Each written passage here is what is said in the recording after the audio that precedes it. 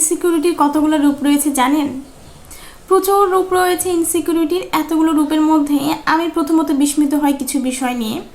ধরুন কোনো একজন ব্যক্তি ভালো কোনো একটা জায়গায় যাওয়ার জন্য চেষ্টা করছে এবং এক সময় দেখা যাচ্ছে আপনি সেই ভালো জায়গায় গিয়েছেন। সেই ব্যক্তিটা আগে থেকে খোঁজখবর নিয়ে রেখেছে সেই ভালো একটি পজিশনে যাওয়ার জন্য কি কি করতে হবে, কি কি আপনার অ্যাপ্লিকেশনের জন্য প্রয়োজন বা প্রয়োজনীয় যে কোনো বিষয়গুলো। এখন আপনার কাছে যখন জানতে আসবে, আপনি বললেন যে এই কোয়ালিফিকেশান লাগবে, আপনি জানেন যে সেই ব্যক্তির হয়তো বা এই কোয়ালিফিকেশানগুলো একটু কম রয়েছে, আপনি বললেন এছাড়া হবে না, কিন্তু অলরেডি সেই ব্যক্তিটি কিন্তু জেনে বসেই আছে যে কোন কোন বিষয় হলে সেই কাজের সাথে সম্পৃক্ত হতে পারবে। এটা কিন্তু ইনসিকিউরিটি থেকে আমরা অনেক সময় বুঝতে পারি না। ইনসিকিউরিটি থেকে কিন্তু হিংসা তৈরি হয়। সো আমরা যদি বলি যে হিংসার প্রধানত উৎপত্তি কোথায় থেকে, তো ইনসিকিউরিটি থেকে কিন্তু হিংসার উৎপত্তি হয়।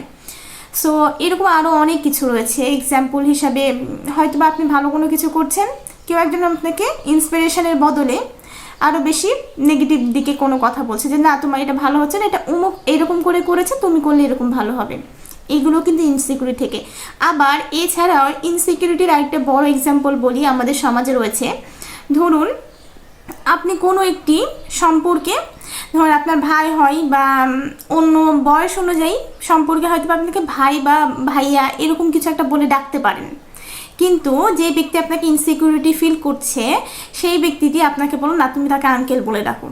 মানে আঙ্কেল বললে হয়তো বা অন্য কোনো নতুন সম্পর্কে না যেতে পারে। এই জন্য এরকম খুবই মজাদার কিছু ইনসিকিউরিটির বিষয়গুলো আমার কাছে খুব হাস্যকর মনে হয়। আমি জানি না আপনাদের কাছে কি মনে হয়, তবে আসলে ইনসিকিউরিটি বলি আর যাই বলি না কেন, নিজের ক্ষেত্রে স্বচ্ছ না থাকলে ডেফিনেটলি সবসময় ইনসিকিউরিটি থাকবে।